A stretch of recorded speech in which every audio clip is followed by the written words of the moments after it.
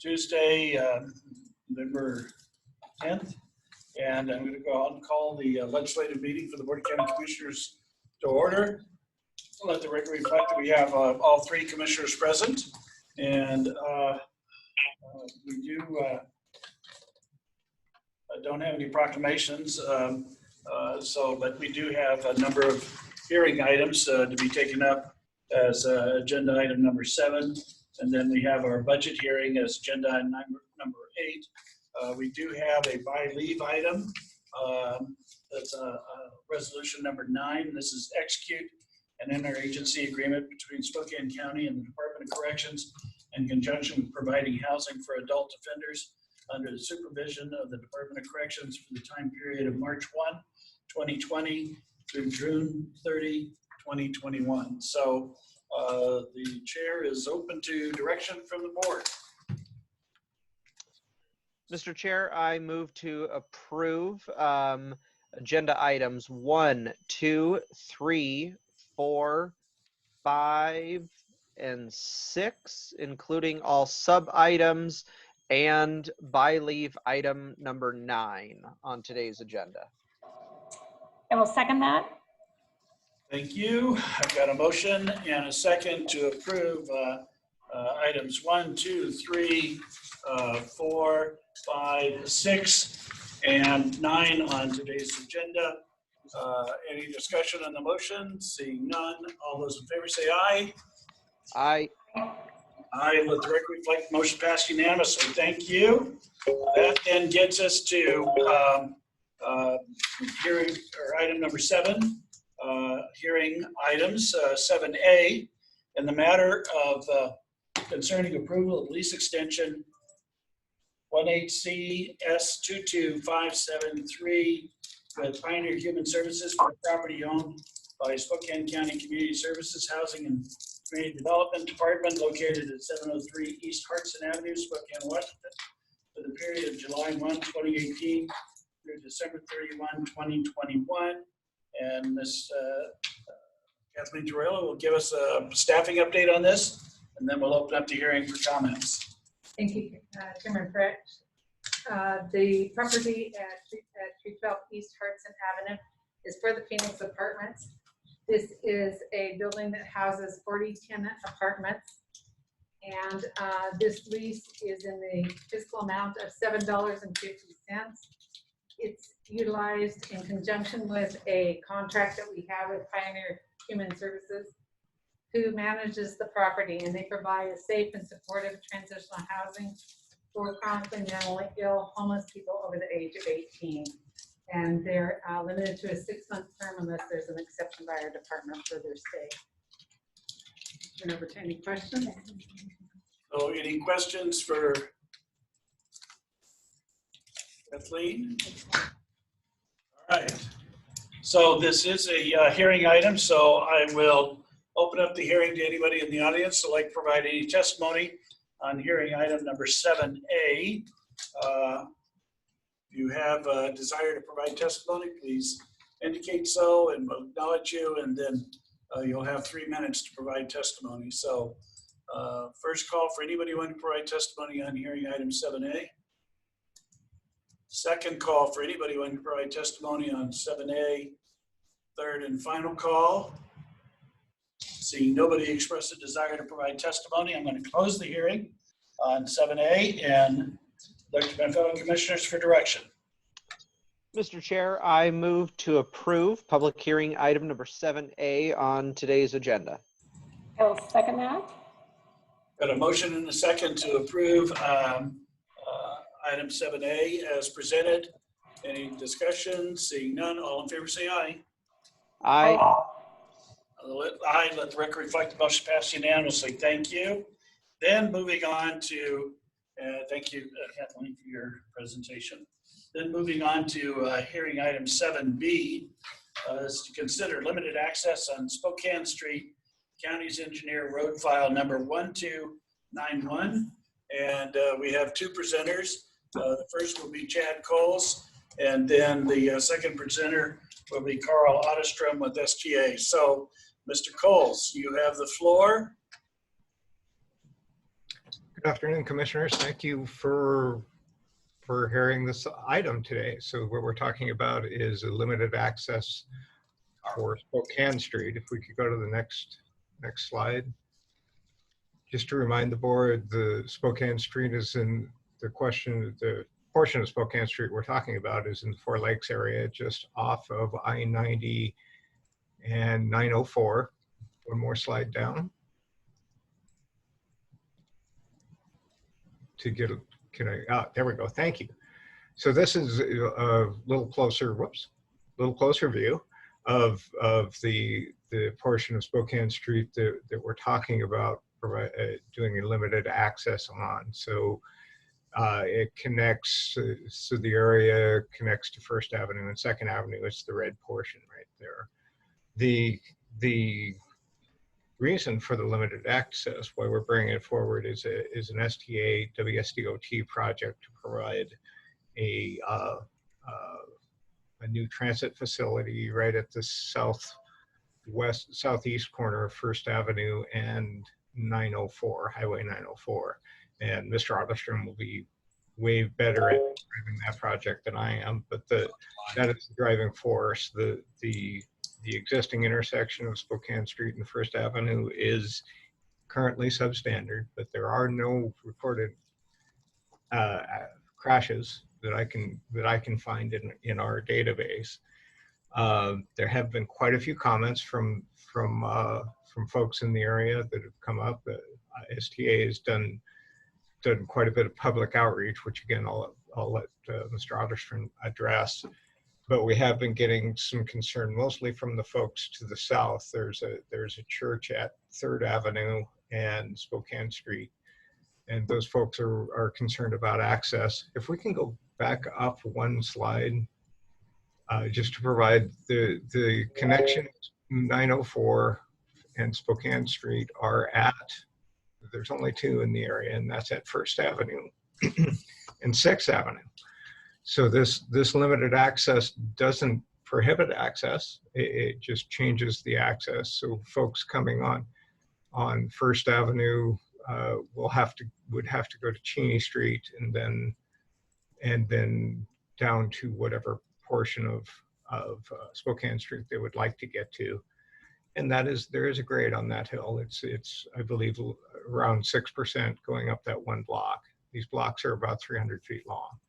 So it is a change in people's routes and farther, depending on where you're coming from and going to. The access to 6th Avenue is to the state highway, meets all of the state highway requirements, although it is in a different location.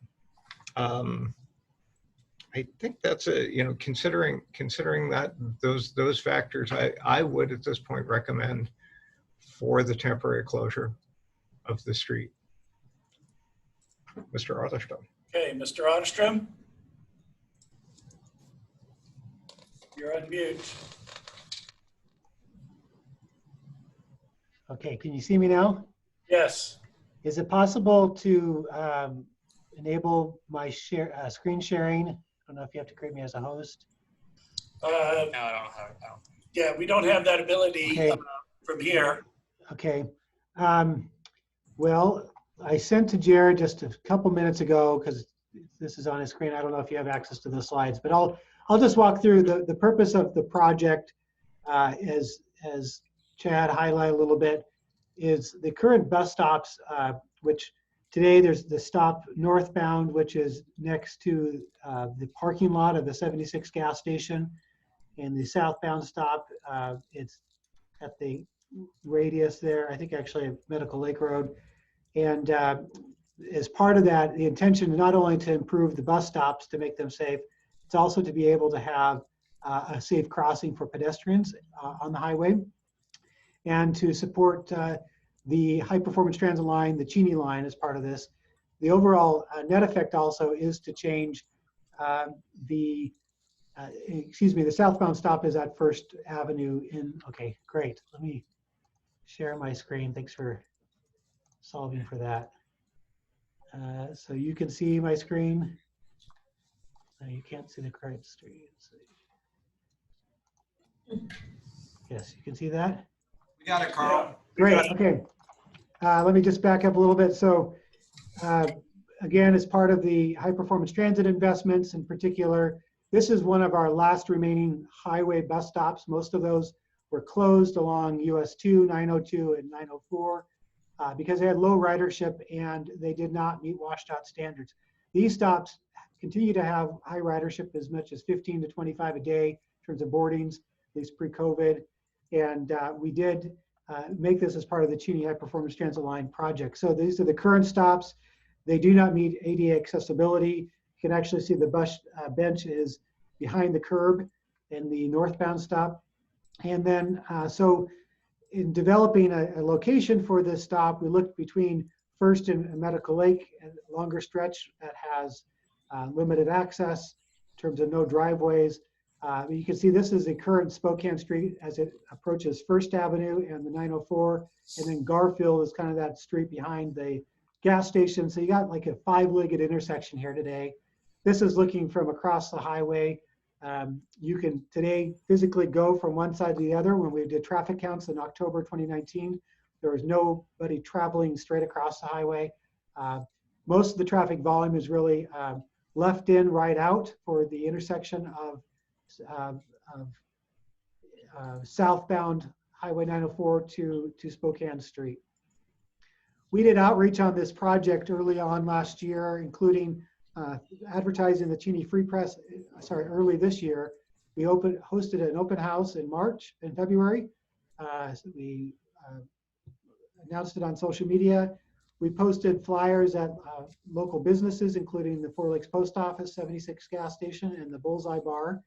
And we did a specific mailing to all taxpayers and property owners within a half-mile radius of the planned improvements, and also direct outreach to the adjacent property owners along the segment of Spokane Street that is proposed to be closed to through traffic. So that 300-foot or so long block between First and Second Streets, we did direct outreach to them individually.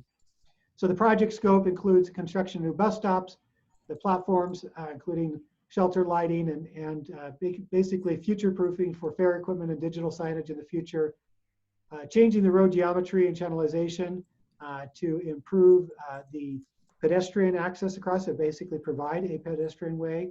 And it also includes pullouts for the buses on the highway, so they are not in the lane of traffic, which today they're slightly in the lane when they're operating. And with the new crosswalk, and comes the revisions to First Avenue, which I'll show. This is funded by both local funds through SD Moving Forward and state and federal funds as well. So this is the project plan. This is looking to the west on the top of the page. And what you see are the outlines of the sidewalks on either side. You see that there are pullouts in both directions with platforms for shelter and waiting areas. The north side, the right-hand side of this map shows the First Avenue, First and 902 and Spokane Street intersections. You can see that the limited access portion of Spokane Street, which is really encouraged, enabled for the property owners there. Those property owners were very, very favorable to this project because today there's quite a bit of traffic coming off the highway, going highway speeds, in this case 40 miles an hour or higher, and using this as almost a exit ramp into this neighborhood. So the property owners most affected by this were favorable to the overall design. One of the reasons this is designed this way is in order to make this ADA accessible, to deal with the drainages in this area. And as you can see, this intersection as it is, in order to remedy this and make it kind of more proper five-legged intersection would take additional right-of-way. This is an early on rendering. We didn't redo this with the final channelization plans and bus stop plans, but this is how the concept lays out. This corridor, our Cheney line, is an important corridor at TWU, so there's traffic going to Cheney, students and faculty and staff, as well as to Spokane. This is an overhead that looks at where car traffic would be heading. Currently, there are 3 cars per peak period that are making the left hand from First Street onto the highway. And that's generally a dangerous intersection, I'd say. I don't have any specifics on crashes. One of the feedback items was a state patrol about crashes there. We actually do believe this is an impact, a benefit of creating basically a ride-out situation, right-in for First Avenue. You can still make a left onto it from the highway going from Spokane, but the people who are making a left otherwise would need to take either Cheney Street, or if they're originating from points west of First Avenue, take Spokane Street all the way south. The church, which was a bulk of the commenters said they attended the church at Third and Spokane. This road is still unobstructed here. The difference is to access the church from north of here, you would either take Cheney Street or come back around to 6th Avenue and work your way back this way. Total traffic volumes per peak period is around 16 cars that are making this right-hand turn out. So it's very low traffic relative to the freeway, which in the same time period has about 700 cars in each direction. This project is wholly within the SR 904 right-of-way, and everything we've been doing with that right-of-way has been approved by WashDOT, particularly the channelization plan. Still a development agreement that has to be executed prior to our contracting out this for bid. It is out to bid, but we can postpone this as any extra public outreach needs to be had on the proposed road closure. So the comments that were received, the prohibited left turns from West Avenue to southbound actually will increase safety because of existing line of sight issues. The new marked pedestrian crosswalk has a refuge island in the middle. So not only is it lit and marked, it has the refuge island to allow people to cross in stages. And the southbound 904 traffic will be routed at 6th Avenue. So cars coming from 904 that would like to go along to Spokane Street can still access it on 6th Avenue and then head back north a few blocks. And overall, this closure is necessary to ensure the improvements on 904 and the geometry of the local streets are compatible and safe.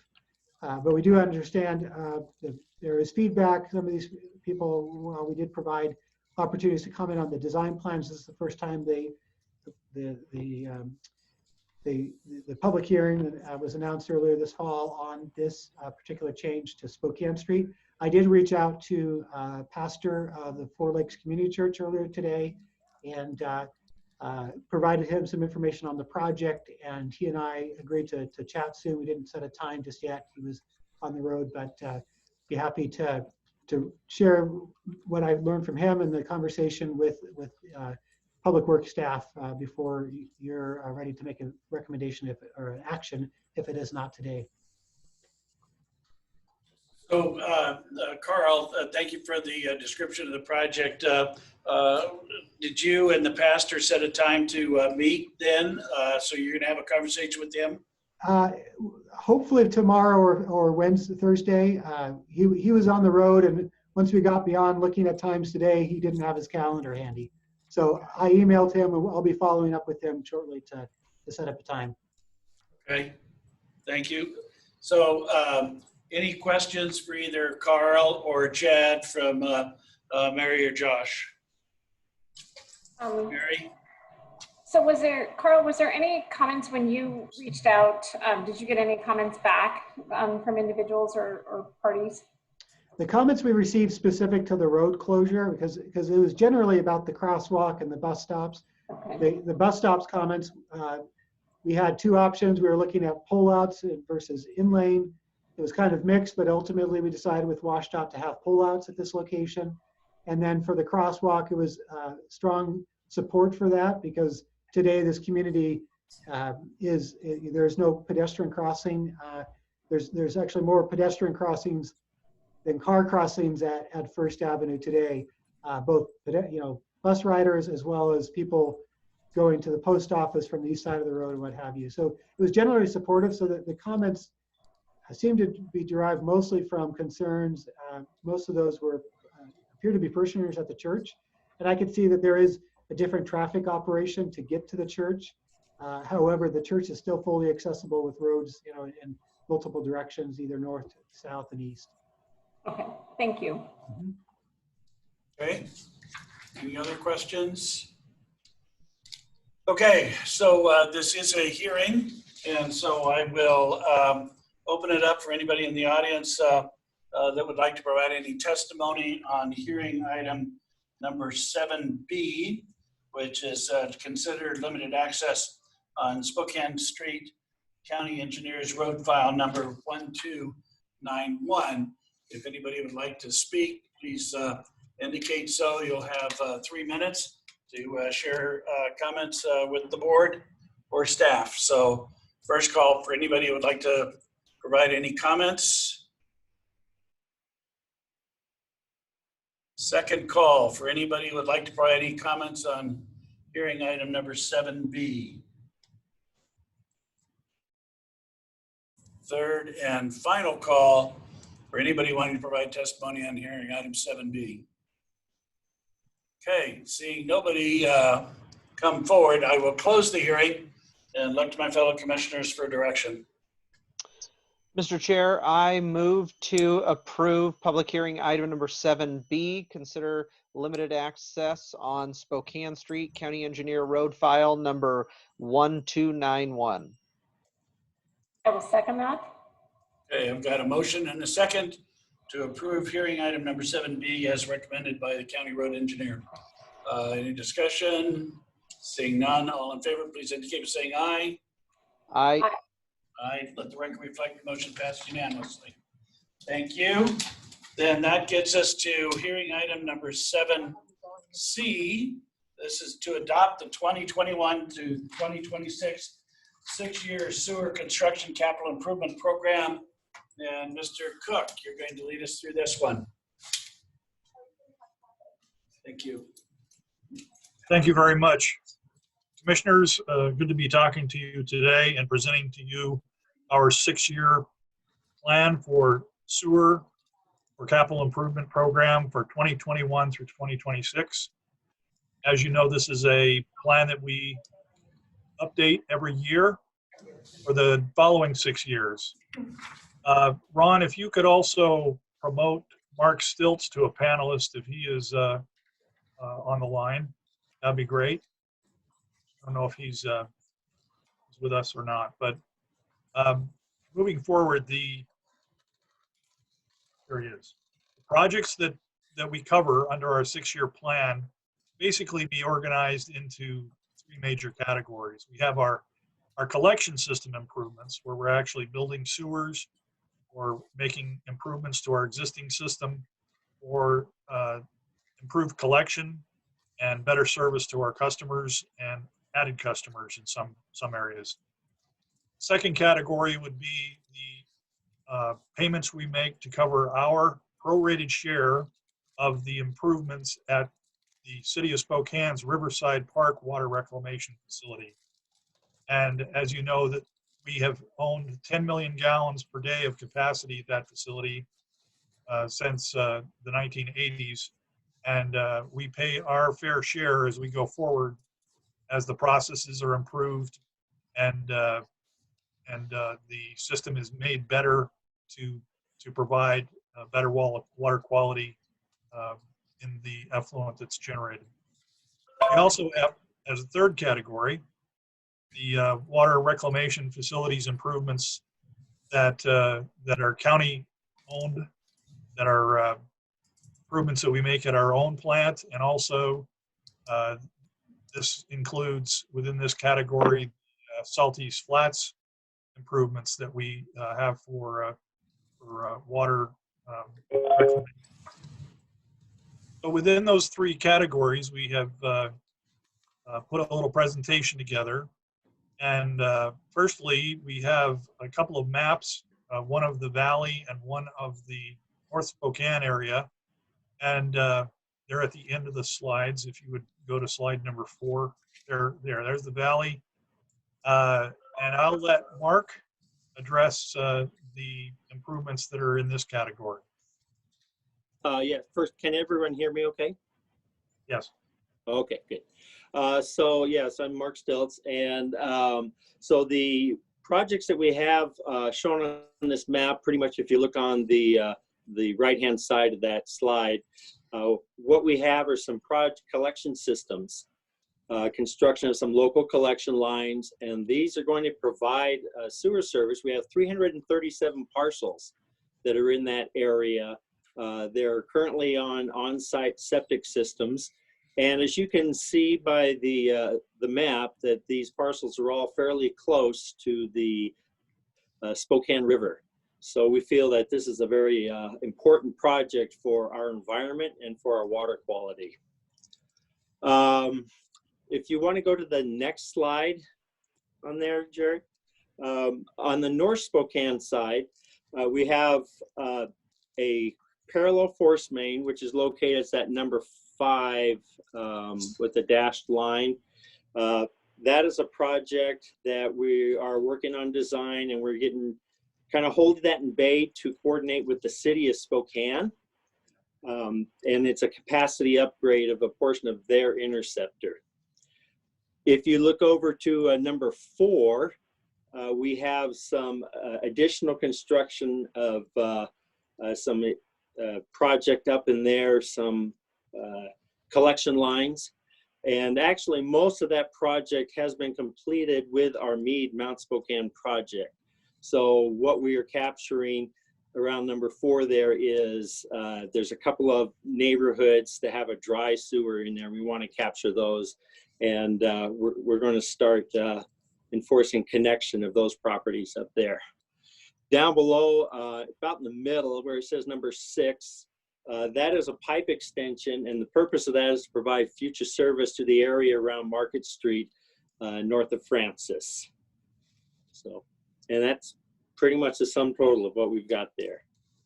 So that is a brief synopsis of the collection system improvements that we have. The Riverside Park Water Reclamation Facility upgrades. If you'll go back to the second slide. One more.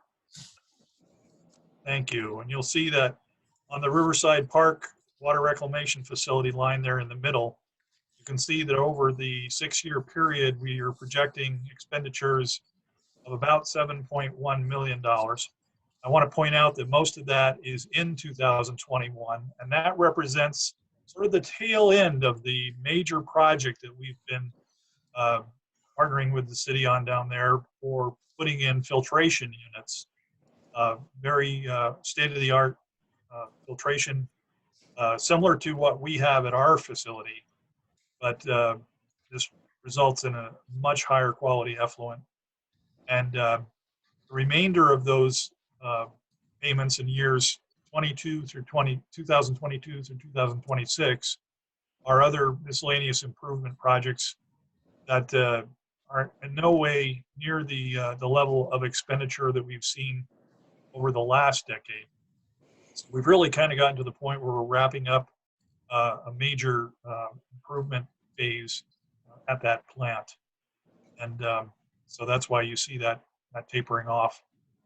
And then under the water reclamation and reuse expenditures on the bottom line, those are largely, not entirely, actually they are entirely involved with the improvements out at Saltese Flats, including the Doris Morrison Learning Center, which the board has recently been briefed on our agreement with the Central Valley School District to purchase some property there. And we have an architect, ALSE Architects, involved in the design of that facility.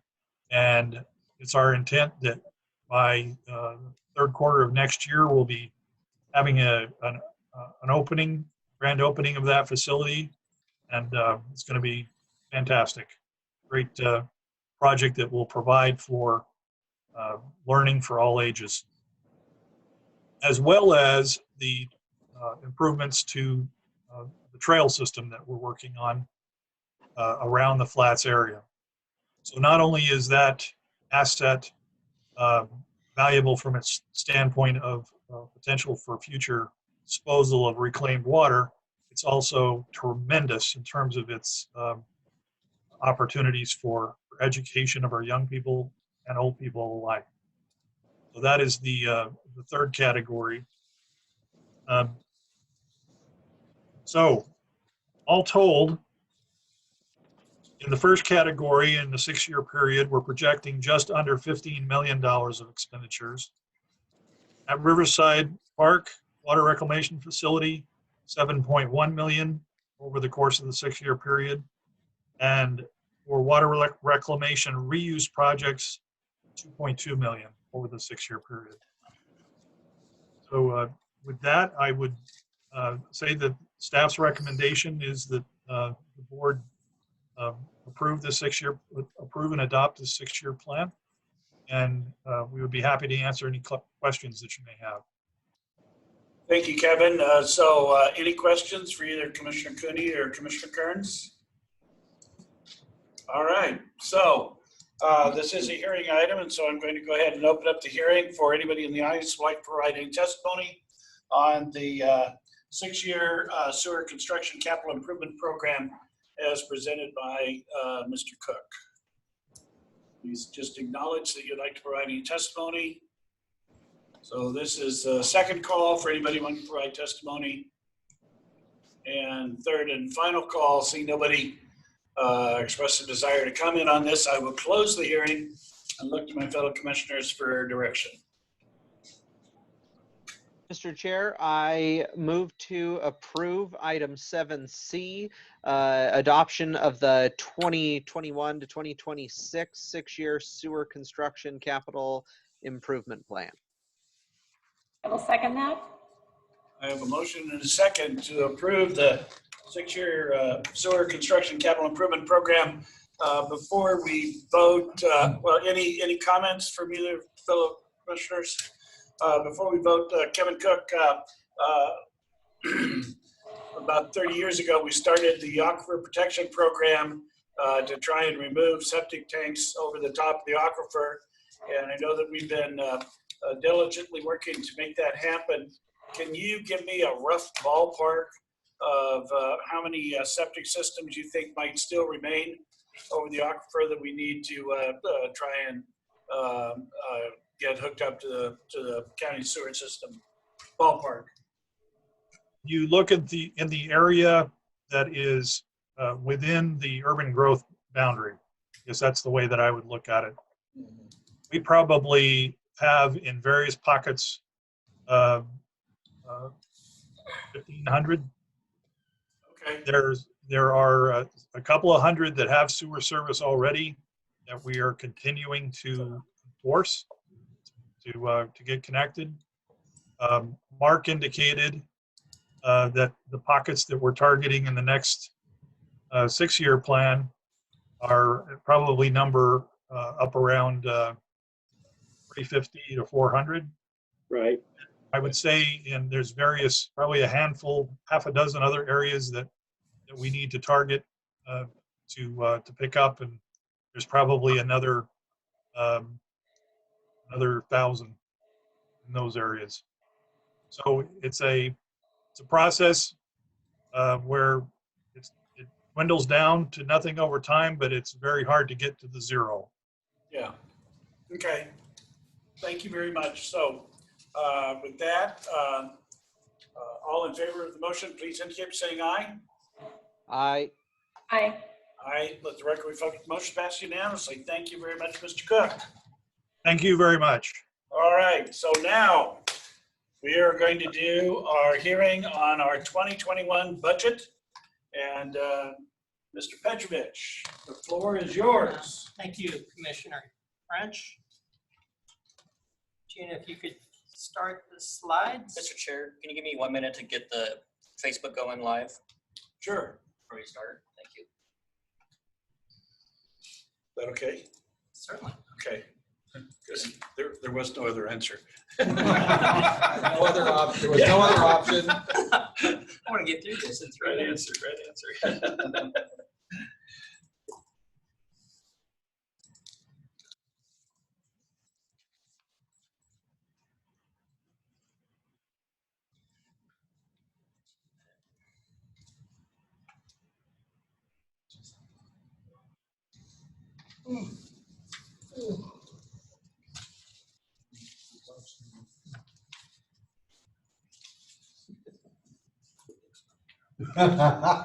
Single tense air. I can tell. So that's what I was talking about. This has nothing to do with DEMs. I mean, you can't go down. Did you see the concerns? Yes, that's what they said. You can't lay them over these lines, and that's where you're gonna.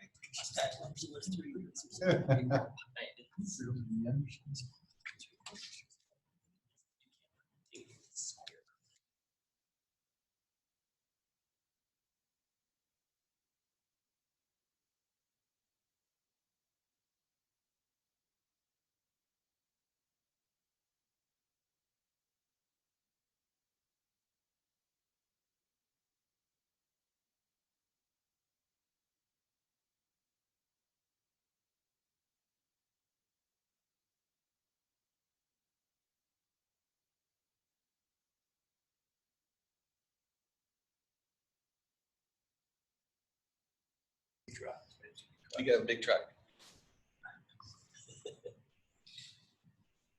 So, for Kathleen Terrell at the,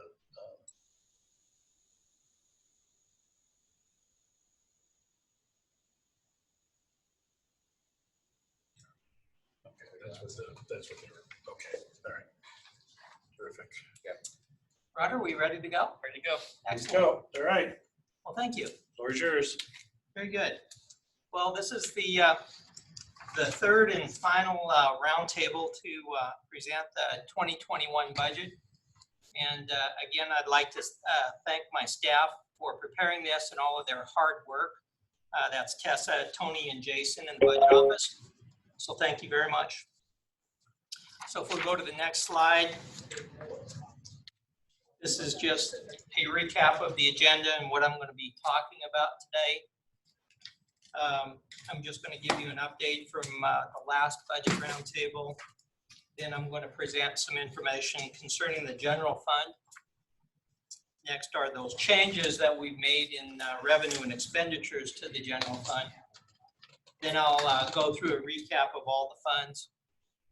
And from there, we'll conclude with budget gap considerations and the upcoming dates for budget events for the 2021 budget.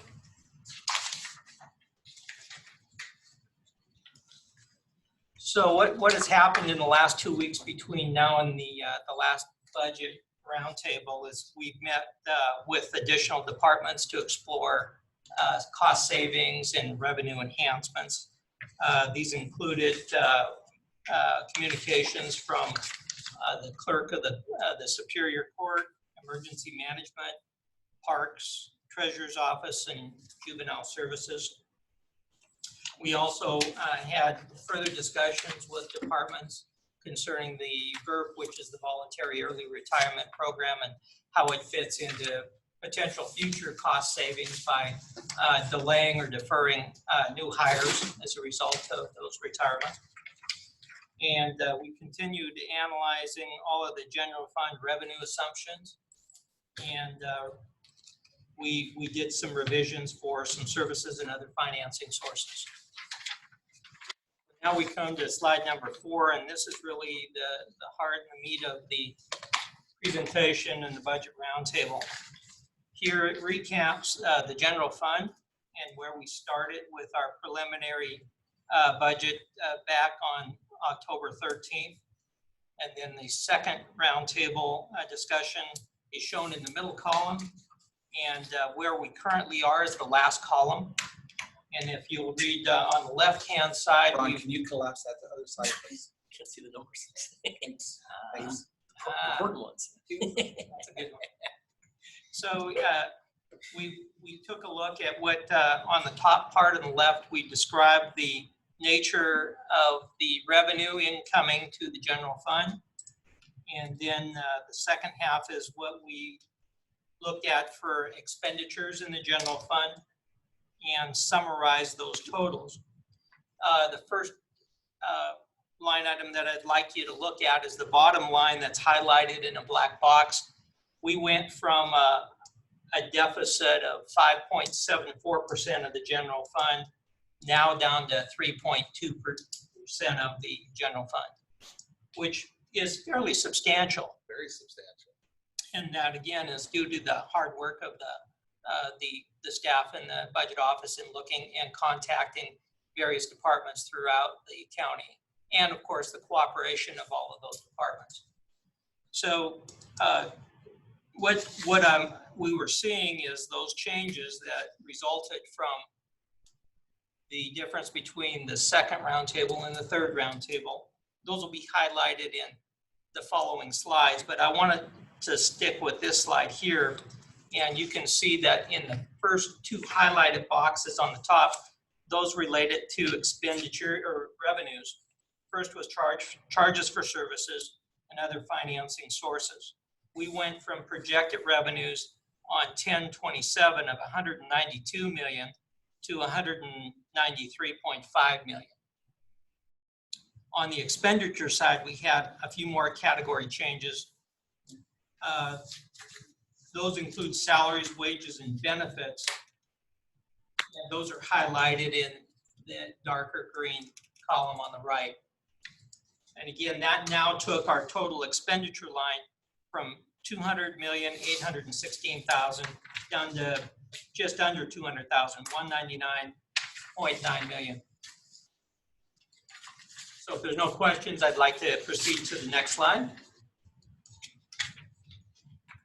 This is a little bit more in-depth with where those reductions and enhancements came from. Here we start with the general fund revenue, and we ended up with, on our second roundtable, 192,418,000. There were two changes primarily. There were an increase in charges for services from law enforcement of about $1 million, and other financing sources increases, which is a result of an estimate of new estimate of mental health sales tax increases.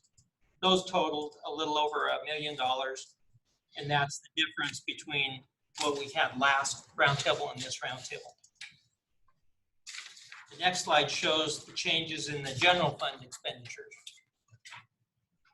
We started off on the second roundtable at 200.8 million.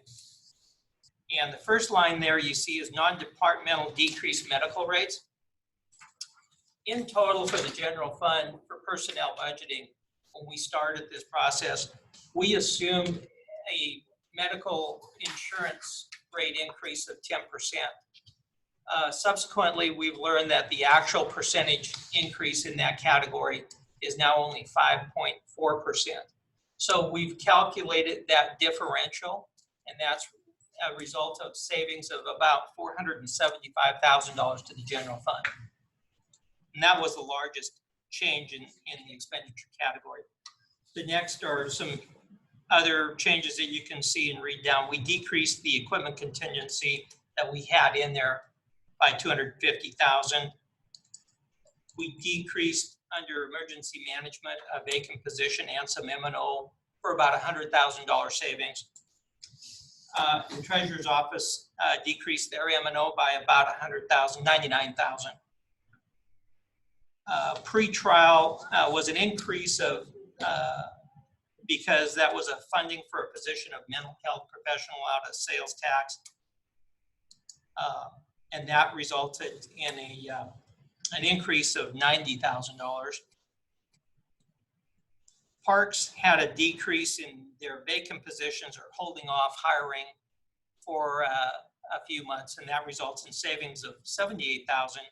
And then lastly, we incorporated the change that we discussed yesterday from Tim Fitzgerald in the clerk's office for the professional service for their software install. So that was an additional $51,000. So those changes added up to about $860,000 net in the expenditure category, which brought us down to a general fund expenditure budget of just under $2 million.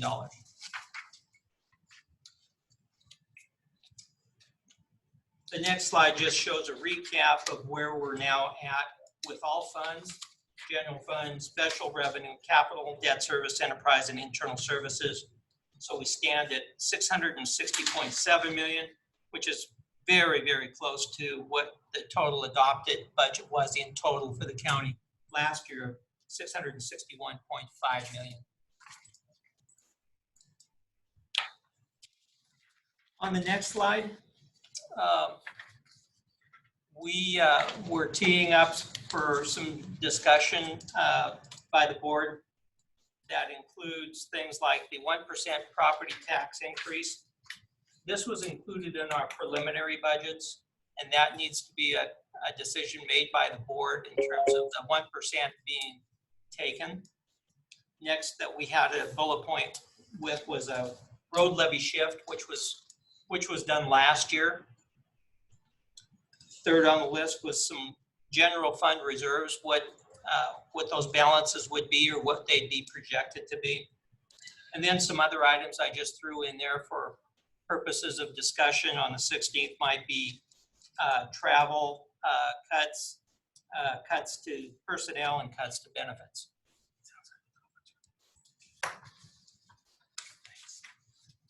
Then what follows is just a recap of everything I've already talked about, which is a departmentalized list of all of the general fund departments and their expenditure budgets, followed by every fund, all funds countywide, which included the same thing, which includes the annual expenditure budget. On the top sheet, you'll see on the far right columns, the annual expenditures tie into the general fund budget projections of 199,955,317. I know that's a lot of information to go through and a lot to present in a short period of time, but I want it to be as concise as possible. There's also a sheet for your further consideration, and that shows the Greek 1 and the Greek 2 funds. I think that will be helpful in future discussions for the board for their budget considerations on the 16th, to show a recap of what we've spent, what we're projecting to spend in 2021. And lastly, just a recap here of the next items concerning the budget hearings on November 16th, which is a Monday, the property tax hearing, which also is needing to be done before the end of November. And then, of course, our anticipated final adoption date of Monday, December 7th. And that concludes the presentation. Okay, thank you, Petrovich. Are any questions from either Kearns or Mr. Cooney? Okay, so this is a hearing item.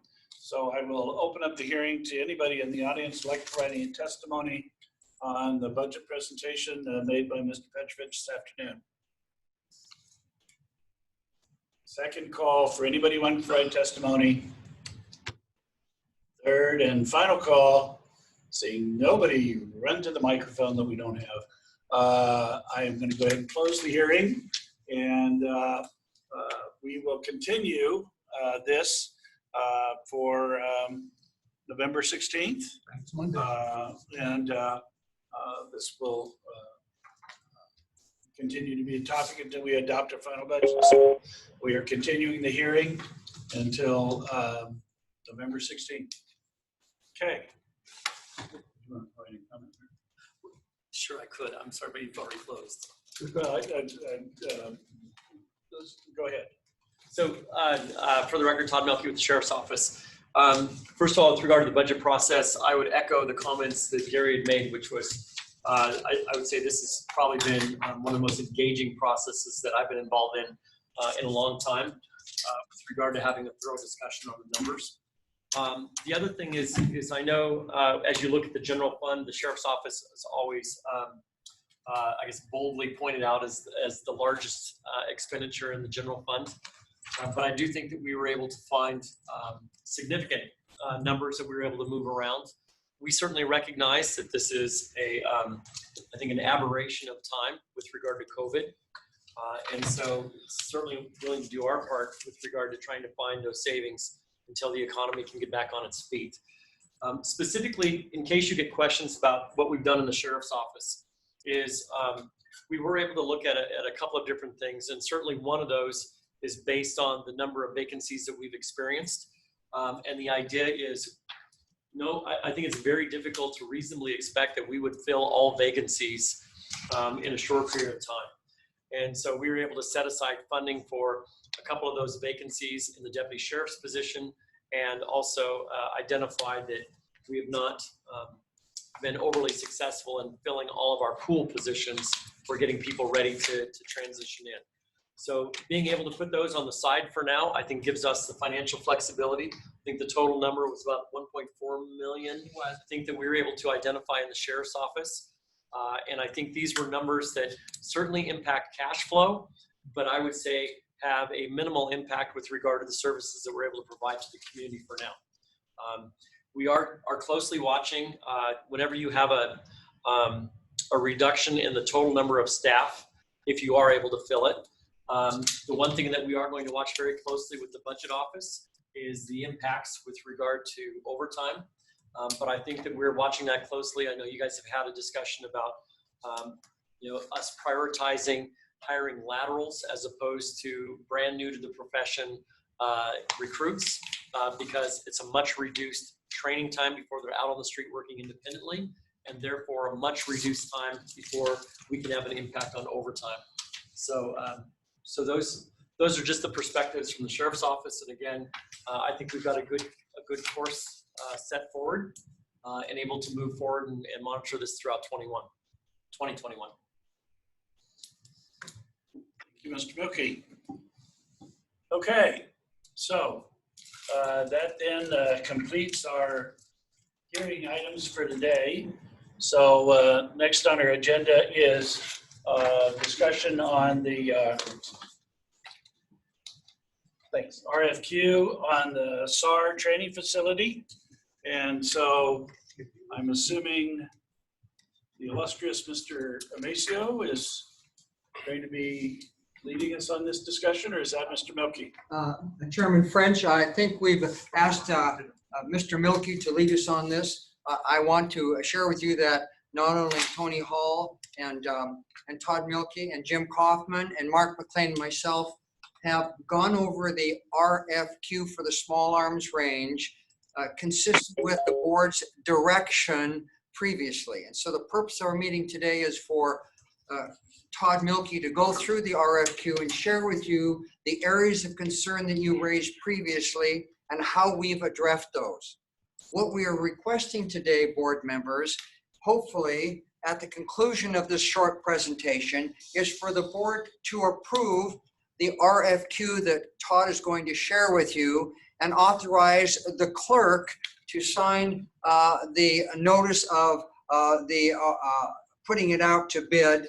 And then finally, we're going to remind the board that they need to follow through and share with us the members of the selection committee that you would like to review this RFQ. So with that introduction, I'll turn it over to Mr. Milkey for his presentation. Perfect, thank you. And again, would also want to reiterate just how much work has gone into this from a number of people. Mark McLean, Jim Kaufman, Jim Amacio. Jim Amacio and I think, sat through, I think I lost track, 42 hours of line-by-line review of the intergovernmental service agreement that we're still working on with the Air Force. And then certainly the budget office, Gary and Tessa, have provided a tremendous amount of support on the financial tables that have gone into this. With regard to the RFQ, what we're trying to do is get this to a point where we can go ahead and publish it, because once we do, it's going to take time for respondents to consider it and determine whether they're going to make a submittal. So I believe we've addressed everything that was raised previously and made corrections with regard to what was originally in RFQ number 1, specifically recognizing that the Air Force is the largest utilizer of the space and the importance of making sure that we meet their criteria, they certify the facility, and become a financial contributor to the project. And as we know, that's a significant financial contribution, both on the capital side at 77% and the operating side at 80.7%. What we're going to do is going to go ahead and scroll through the RFQ. We've highlighted some areas in kind of a light, kind of a green, to show you really where we've made changes to the language. So the first one is about page 5, I think, of the document. And it should be a bright green as we get down there, right here. And so what I would point out in this section is, before, the language simply read that the respondent or the design professional will make sure that all Air Force and county requirements are met, period. That was it. And of course, we recognize that the Air Force gave us a much more specific list of regulations and guidelines that needed to be met. And so what you see in this language are a couple of things. So first of all, it talks about the history that we've each contracted to develop programming requirements and that those studies would be made available. But the second paragraph that's highlighted in green on this really speaks to the very specific Air Force requirement documents that this project must meet, and that what will be considered for this facility to be certified for their use. And so certainly we recognize ETL, Engineering Technical Letter 11-18, as being the paramount document, and then the other accompanying documents from there. And so not only do we state it in the second paragraph, we restate it in the third paragraph, and certainly emphasize that it must pass certification as having met these standards. So I think we were much more specific with regard to that. If you scroll down a little bit further, once again, we reiterate what those documents and guidelines are. And then under the schedule, the other one was taking a look really at when this building needs to be ready for occupancy. The federal fiscal year, as I think most of you all know, certainly Mary knows, is October 1 through September 30th. The financial models that we ran basically predict that this will be ready for full occupancy for fiscal year 23, which starts October 1 of 22 and then commences from there. And so we want to make sure that there was enough time to certify the facility for their use, as well as give them time to move in so that they are, quote unquote, occupying the space by October 1. So under the schedule, the highlighted area certainly contemplates that move-in would be available by August 31st. We also do recognize that there are 2 phases of this project that are running simultaneously. Phase 1 is the indoor small arms range facility, which includes the indoor range, classrooms, armory, storage, etc. Phase 2 is the training facility that also includes classrooms, offices, and meeting space. So in this paragraph, you'll see that phase completion is possible, provided that phase 1, the small arms range portion, is ready for occupancy by October 31st. So I think we've provided for that.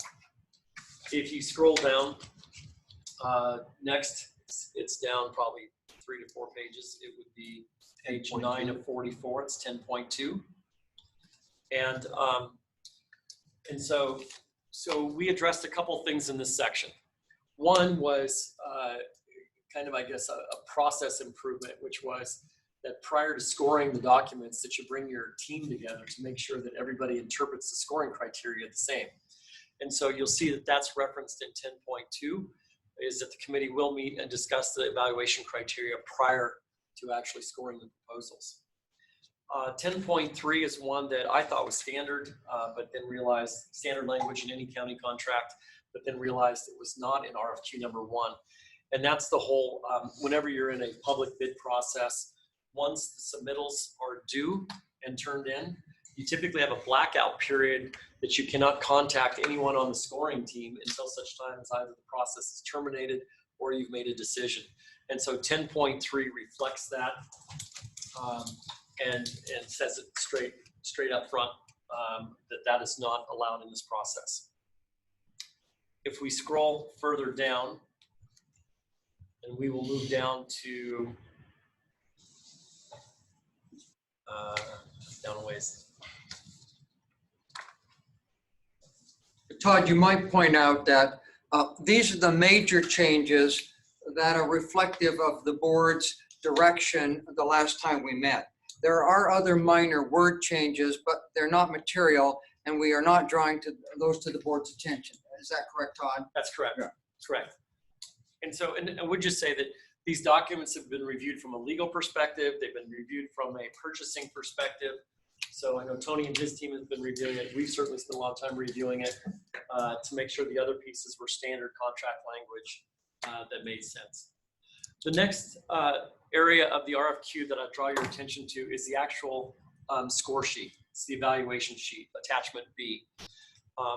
And in this, there were a number of different sections to which you scored each proposal. There were no changes made to item number 1, and that is really evaluating the experience of the architectural firm. You know, have they been around for a while? Have they done a number of jobs, or you know, did they just get out of graduation and this is their first project? So that's number 1 is I say, do they have experience as a firm? Number 2, we made a small change to this, but number 2 is really about their experience with quote unquote similar projects. And there are 2 pieces to this. Number 1 is, have they designed any training facilities, either for military or law enforcement? And the second piece of this is, have they been involved in public works projects, which is, as you know, certainly involves different criteria than working for a private party when it comes to everything from prevailing wage to some of the other documentation that you must maintain because of working with a public entity. So that's really number 2, is do they have experience working in public projects and with training facilities? Number 3 is the one that is, it's the big one. It is the one that says, have you specifically delivered a project like this, which is a military firing range? You'll note that we did not specify indoor because we didn't want to limit the pool of respondents too much. But under A, it does talk about that you've done design work involving military small arms range projects, and in particular with indoor military approved small arms ranges. So it does say, we want to take a look at your whole range of military firing ranges, but in particular, if you've got experience in indoor ranges, we'd like to know. I recognize that in our discussions with the Air Force, they have told us that an Air Force range is different than a Navy range, is different than a Marine Corps range, and on down the line. I did not want to get that specific and felt again that it would far limit our prospects too greatly. And then B is just, if you've done these projects under 3B, could you please provide us with your references for those projects? Beyond that, items 5 and 6 were originally combined in 5 and 6. In RFQ number 1, they were combined. And so if you felt somebody didn't meet the schedule, you still needed to score them on the project management. And instead, we had folks who just gave 0. So in this case, what we did is we divided those 2 into 2 separate scoring criteria instead of 1. Other than that, the language is the same. And I do recognize there's still a little bit of formatting left to fix, but Mark is better at that than I am. And then finally, on number 7, we did add one thing to consider under item number 7 in the scoring criteria, and that is past performance on public works projects.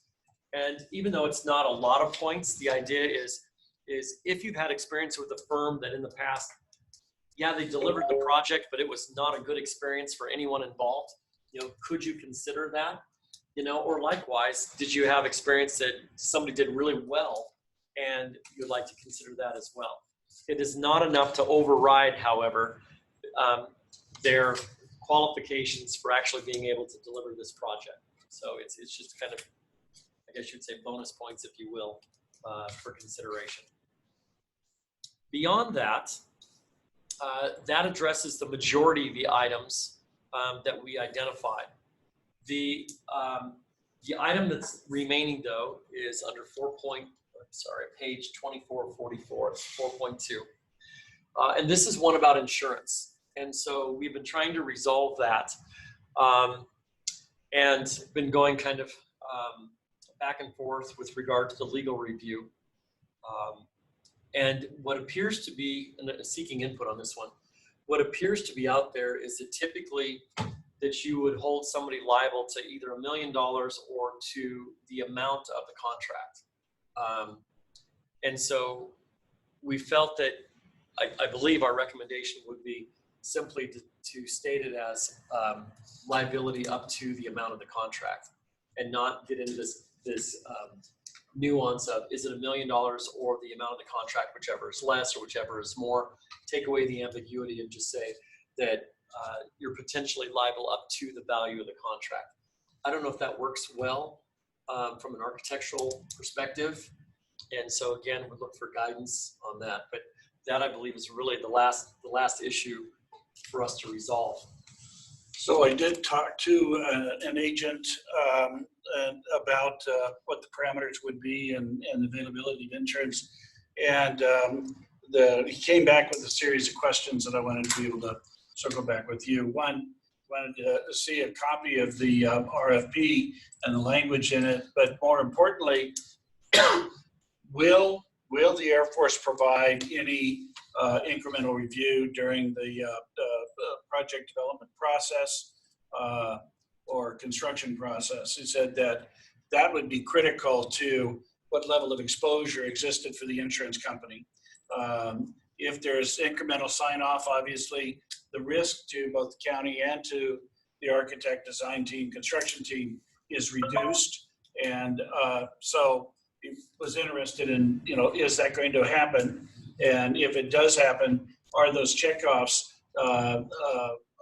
reliable in terms of limiting the amount of exposure the county would have going on going forward? So if I can get the copies of those two elements, I can identify, whether the insurance is, I mean, his response was, insurance is available, period.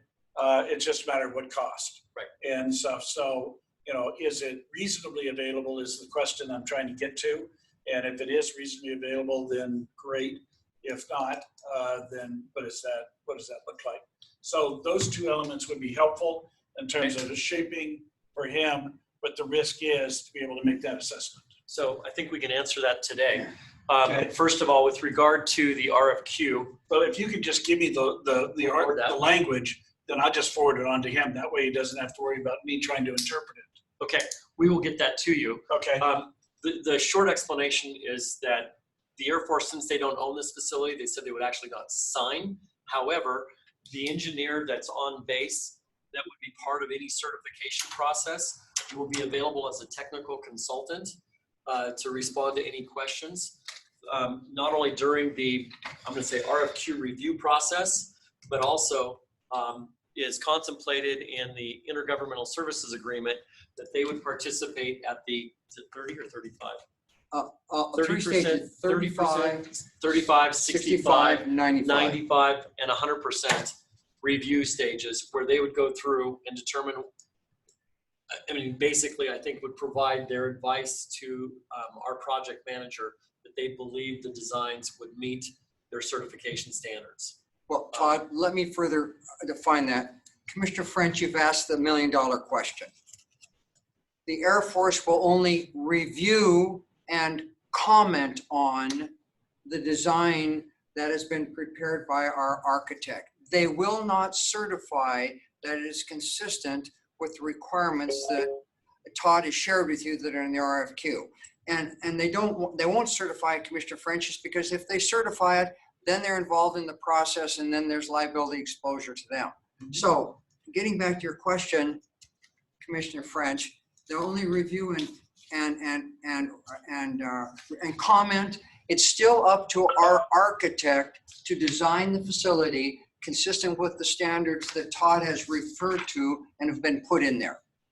And so I think that does create some problems, Chairman French, with respect to the amount of the coverage that you want. Now, your risk manager has said in most instances, Chairman French, the coverage for A&E is $1 million or the cost of the fee, whichever is less. Whichever's less. And of course, we know in our case, we're projecting a fee to be 9% of the construction cost, Chairman French. So it's going to be in the neighborhood of $1.8 million. And our risk manager also, Chairman French, as you've alluded to, said, Mr. Maceo, you understand the more insurance you require, it will probably cost the county more when you negotiate your fee. And we understand that, Chairman French, but that's a risk factor for the board to take into consideration.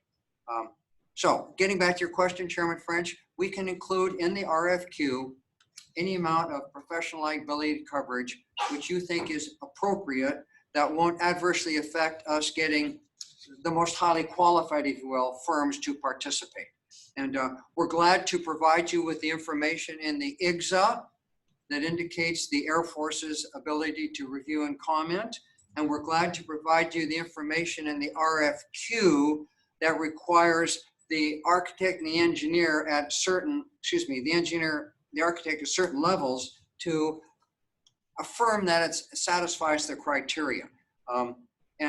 Once we get that information, Chairman French, from the amount, we can add it to, if you will, the RFQ, and that would be the last thing we would need in order to put it out to bid. But you could go ahead and put it out to bid with an expectation that you're going to issue an addendum to clarify the insurance requirement, because I would not want to hold you up while I'm waiting for a quote from the insurance company as to the availability of insurance at a reasonable cost. So I would say go ahead and issue based upon the language you have, and if we have to amend it, then an addendum, we can always issue an addendum, because I will have an answer back well before you actually have a bid.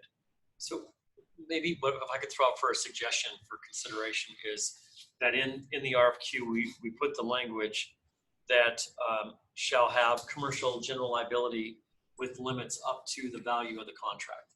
Because we can always issue an addendum and making it less. Yep. And I can find no example of where anybody has been held to an amount higher than the value of the contract. Right. So if we start there and then have the ability to come back and amend, you can always amend down, but you can't amend up. Yep. If that would work. Yeah, and they did acknowledge that having insurance greater than the level of the contract was unusual, right, and stuff. And so there was no argument about the uniqueness of this. And at some point, my guess is we're going to have to make a decision as to what level of risk we're willing to take. Exactly. And you know, are we going to be able to adhere to this? And you know, if $1 million of insurance will correct any kind of defect, I mean, it's got to. I can't imagine it's going to be a major defect. It's got to be a minor, you know, didn't like the color or something. I don't know. But yeah, so, but anyway, if you can give me that, I can at least get some kind of reasonable approximation as to whether it's available and what kind of premium you pay for it. We'll get a copy of the RFQ to you, the draft one, plus the language in the IGZA, Chairman French. And Todd and I are now available to answer any questions which you may have. Chairman French, we appreciate your suggestion that we would move forward with a motion so we could get this out. So in that regard, I did just say real quick. So what we've got then are the changes that we've reviewed today. We would adjust the language in the insurance sections to say that they would have liability insurance up to the value of their contract. And then footnote, I don't know how we'd want to footnote. I don't think you have to footnote it. We just leave it clean, and then if we do an addendum, that's your footnote. Okay. And then the only other thing that I would want you to be aware of is I guess the team that have been working on this do recognize we need to go back and adjust the dates to make sure that we're providing adequate time for posting and review. So that's the only piece of this proposal in the RFQ that I'm aware of that still needs to be adjusted slightly. And again, those are just dates based on when is the board meeting and able to review, you know, how do we avoid trying to assemble a committee over a holiday weekend, those kinds of things. And so that would be the only other change that we would make to this document. Okay. That though, and this is Tony, there's one more change on top of that. So it is, right now we have Spokane County as a representative. I would sign on one side We also need a representative from the county to be involved in this and sign the RFQ once it's posted as well. I mean, somebody like Gimmel? Sure. Would that work, Tony, if I signed it for the county? If we put Jerry Gimmel as the county CEO, that way if he needed to delegate and bring somebody else in for review, he has the ability to do that? Absolutely. I'll get that done now. Okay. Thanks, Tony. So with that, I know Mr. Maceo did prepare a sample motion. I did prepare a sample motion, Chairman French, and I made some minor changes. Commissioner Milky, if the board's through with questions, we'll discuss the motion. Okay, so has the motion been emailed to Commissioner Kearns and Commissioner Cooney? It has. It has been emailed to them, but there's a minor change to it based upon something that Tony Hall just mentioned and something that Todd mentioned that I would like to add to that. Okay, so why don't you go ahead and talk about the revisions, because we have both commissioners on board. Okay. Well, before we get to that, any questions for either Commissioner Kearns or Commissioner Cooney? Okay, so if you can provide whatever edits you need to, because Commissioner Kearns is going to be very anxious to hear that. Thank you, Commissioner Kearns. On the first item, it says approve RFQ 12046 as presented to include all elements and the professional liability coverage. Insert language recommended by Todd Milky. If you could add that to the document, if you have that, Commissioner Kearns. Oh, Actually, I don't think you need to use my name in a motion. You could just say with limits up to the value of the contract. You can, okay. Okay, one more time. One more time, Jim. Josh, I just sent it to you. I texted to you. No, I have it. Approve RFQ as presented to include elements of professional liability coverage amount approved. Up to the value of the contract. Okay.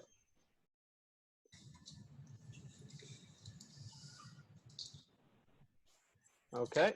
And the second item of board members, the language which I've suggested is a fine. The third item I think we need to add is that, and I'm looking at, we need to, Tony Hall suggested that CEO Gimmel sign off as a representative of Spokane County on the RFQ. So that would be item number 3. We'd approve the RFQ, direct the Spokane County Clerk to execute, and authorize CEO Gimmel to sign off as a representative of Spokane County. And so it would be 3, authorize CEO Jerry Gimmel to sign off on the RFQ as a representative of Spokane County. And then Chairman French, you'll notice I have the last sentence there that's important.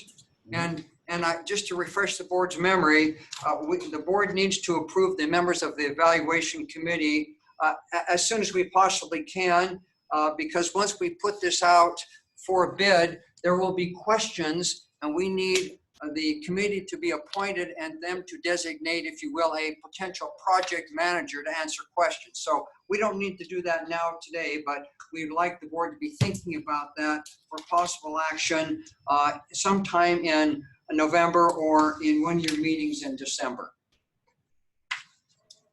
So Jim, do we need to approve the committee, or can you just, I mean, we never approved the committee last time. It was just determined. We just asked it to include different individuals, and so it wasn't just everyone from facilities. So I mean, I don't think that has to be a motion from the board, does it? Yeah, Commissioner Cooney, what normally happens is your purchasing department sends over an RFQ for engineering services or architectural, and they actually list in the documents the committee itself. So you're actually, when you approve the document, you approve the RFQ plus the members on the selection review committee. So that's why we need to do that. We don't need to do it right now. Commissioner CUNY, we can do it at a later date. But yes, you do. You probably sometimes aren't aware of the fact, but yes, you do. When you approve the RFQ, you do approve the members on the selection review committee. Okay, thank you. Okay, any other questions for Mr. Amicio or Mr. Milkey? Mr. McLean? Anybody else? Okay, so chair is open to a motion. Mr. Chair, after considering the presentation by staff this afternoon on the RFQ 12046 Architectural Engineering Services for Spokane County Indoor Small Arms Range and Training Facility, I hereby move to 1, approve RFQ 12046 as presented to include all elements and the professional liability coverage amount approved up to the value of the contract. And 2, direct that the Spokane County Clerk execute a request for qualifications notice in conjunction with RFQ 12046, prepared by Spokane County Purchasing Department to be published as required by law. And 3, authorize CEO Jerry Gemmel to sign off on RFQ as representative of the county. The board will approve members of the evaluation committee in RFQ 12046 at a later date. I will second the motion. Okay, I've got a motion and a second to do everything he said. So with that, any discussion on the motion? Seeing none, all in favor, please say aye. Aye. Aye. Let the record reflect motion passed unanimously. Thank you, gentlemen, for your good work. Just if I could real quickly. Sure. Soon we will have a draft intergovernmental services agreement for the board to look at. We think that we are truly in kind of the final cleanup and refinements of that agreement. But I want to get that to you as soon as possible to review. Okay. So we have the 16th. And then from, go ahead. Yeah, from my side, everybody just really looking for the review committee. If you have any suggestions or names, I know those were thrown out for members, please send them my way so I can get started.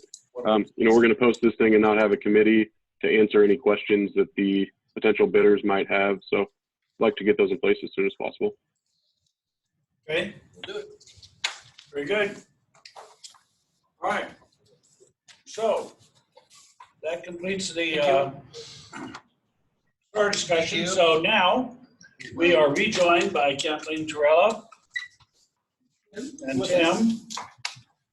We're going to talk about Senate House Bill 1406. Kathleen, what document do you want left to show? The memo. 0. So it's a 0.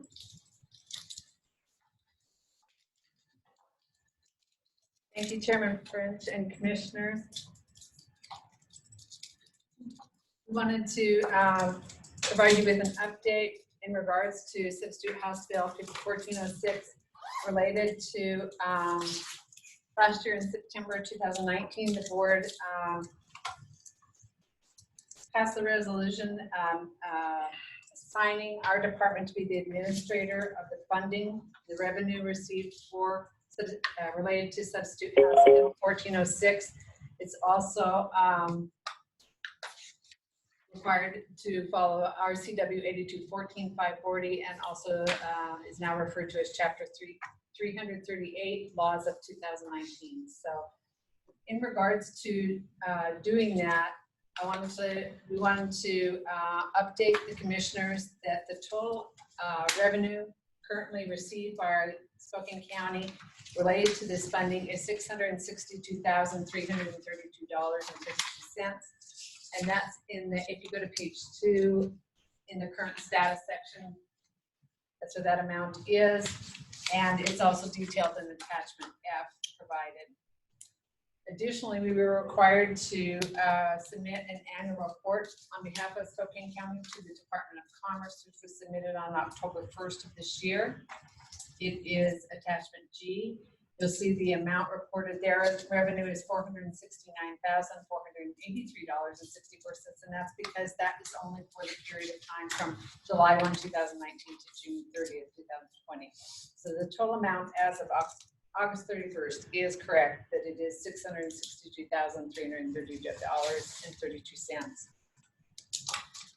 Two items that we wanted to bring to the board's attention in regards to completing that report is that number one, the statute of under Chapter 338 laws of 2019 does not allow for any administrative costs, and it's not specified anywhere in there. So standing on its own, there is no funding to be able to do any type of administrative work with that funding. And so we wanted to make sure that the board was aware of that. That's related to our first recommendation that I'll speak to in a moment. The other item is that in our report, we only reported revenue collected and could not report any activities being done because no activities have been done because we are still, waiting kind of on direction and approval from the commissioners on what they would like to do with this funding. And that is our second recommendation that we provided for consideration by the board. So moving into the recommendation sections of the memo, for the first recommendation, which is related to administrative costs, we're asking the board to approve our department using the Affordable Housing Trust Fund and its available administrative funds for being able to support the Substitute House Bill 1406 funded activities. So combine or couple the two funds and use the administrative funds from the Affordable Housing Trust Fund for that, so that we could actually do work with that new funding. And just a reminder, that serves individuals that are below the 60% annual median income. And we also are limited to only be able to use 5% of the Affordable Housing Trust Fund funding in accordance with RCW 3622-178 and a resolution passed by the board in April 2003. So as of September 30th, 2020, the total amount of available Affordable Housing Trust Fund administrative funding is $86,792.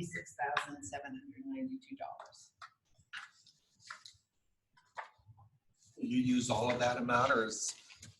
Well, that's where, when you come into recommendation number 2, the reason that we made recommendation number 2, which is to combine the Substitute House Bill 1406 funding with our other affordable housing funds, like the Affordable Housing Trust Fund and our homes program, is to utilize it, put that money all together and use our existing protocols, policies, and procedures that are passed by the board, put all the funding together and run it through our competitive RFP process that the Housing Community Development Advisory Committee reviews and then makes their recommendations and then brings that to the board. So really follow our existing process would be the most cost-effective way to use that funding.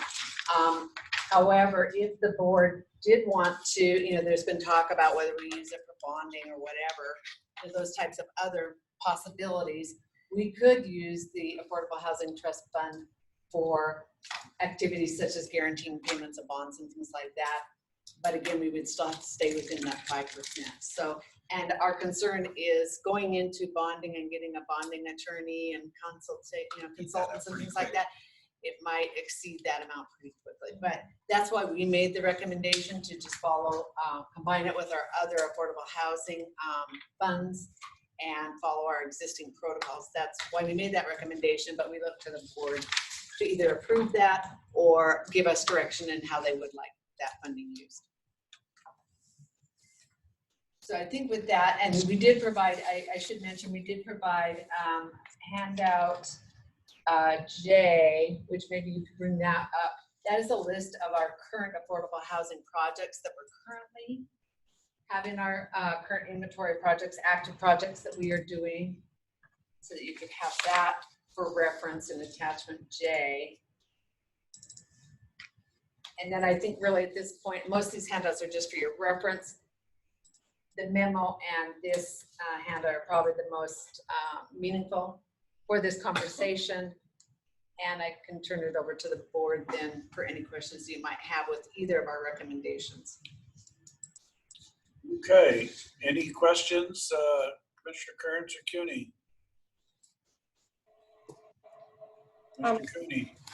Yes, Kathleen, sorry, not having gotten through all of this ahead of time. So if we combine all those, how much is it? Is it the Between the Affordable Housing Trust Fund and the current revenue that we have from Substitute House Bill 1406, it's a little over $2 million. Okay. I don't know that we know the exact amount on home, but there's also funding in home that we could also combine with that and do an RFP in 2021 for it. We don't typically do a RFP for the full amount because we like to retain a certain amount. Tim, do you want to explain that?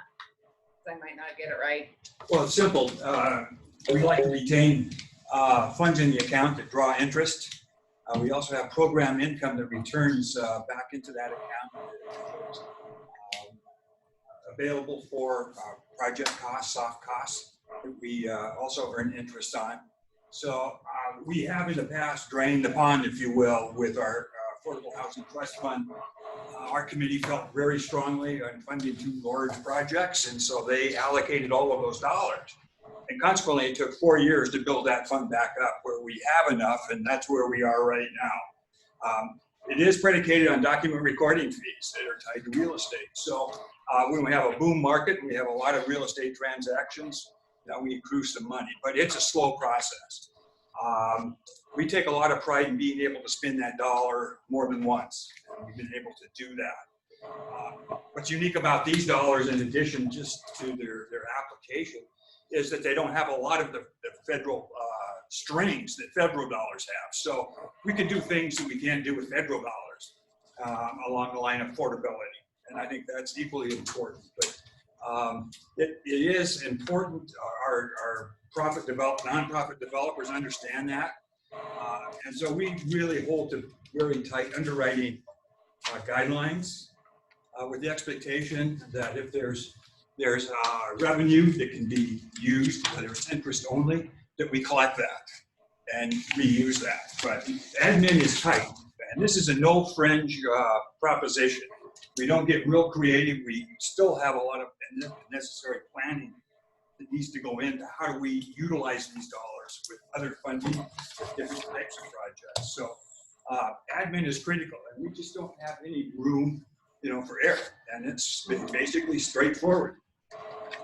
So Commissioner Sunni, I think in answer to your question, again, if I take out the home, because I don't know the amount currently, but if we went just with the Affordable Housing Trust Fund and the funding that we have currently to date with the Substitute House Bill 1406, let's say it's $2 million, we would recommend an RFP for $1 million, keep another $1 million back for retaining for the purposes that that Tim's outlined. If we have more than that, then we could go, if we add in the home and there's more there, we could go a little bit higher. So I would say our minimum would be $1 million on an RFP based on the revenue of currently in the Affordable Housing Trust Fund and the 1406 funding. Yeah, I would just add that there's some efficiency. The more money you put out there to do an RFP for less than $1 million, it really fights into your available admin, and then you have compliance on top of that. So understand that we're with the project for as long as 20 years.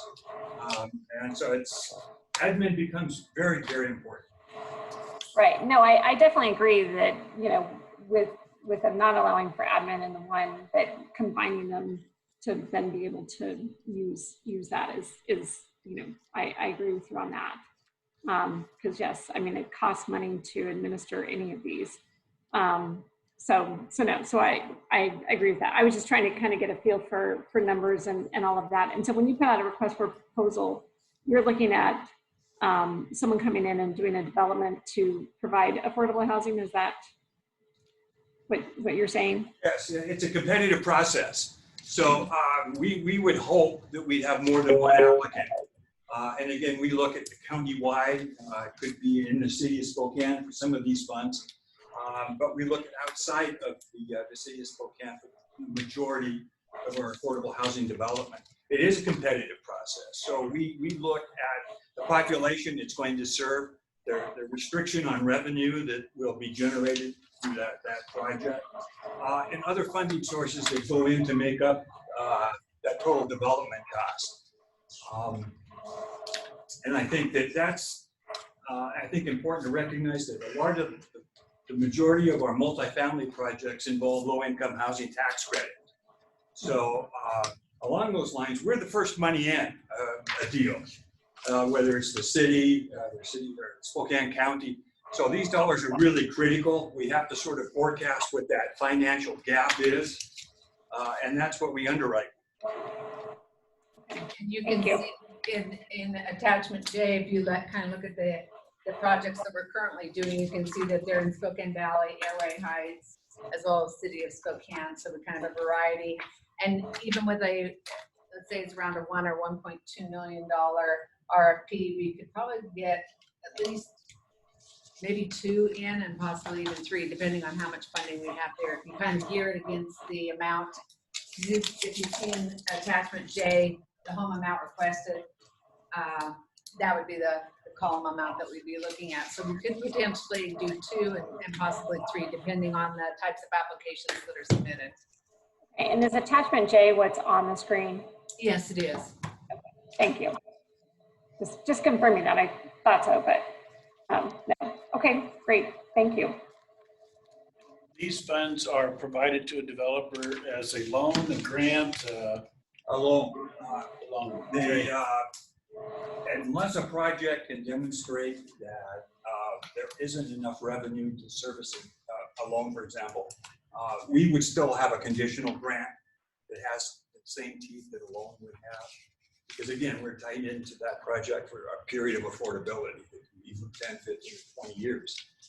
And that requires us to annually monitor the cash flow of that project and ensure that tenants that those units were constructed for are eligible to live there. They're meeting those guidelines. Have we ever contemplated doing something like a land bank, and where we would just we'd own the land, sure, provide it to a developer on a ground lease, and then ultimately it would come back? We have with federal requirements that is prohibited. We can't do any land banking whatsoever. The idea is to keep money moving and not set time ground. While that does make sense, I think there's an economic benefit to looking at a piece of property that has the potential. But again, we're looking at infrastructure and a lot of unknown costs. In a perfect world, yes. There are other sources for that. The Housing Finance Commission provides loans to acquire property. So we're a small player. As you can see from that example, we are a very small player, and yet we seem to bring in a lot of units for a pretty reasonable per unit development cost. Okay. Any other questions? Very good. So you're looking for direction? Right. Approval on the 2 recommendations or other direction if not approved. What would be the will of the board? I would go with their recommendations. Yeah, I'm comfortable with their recommendation. Okay. Do you need that in the form of a motion, or? Probably. Okay. Need a motion.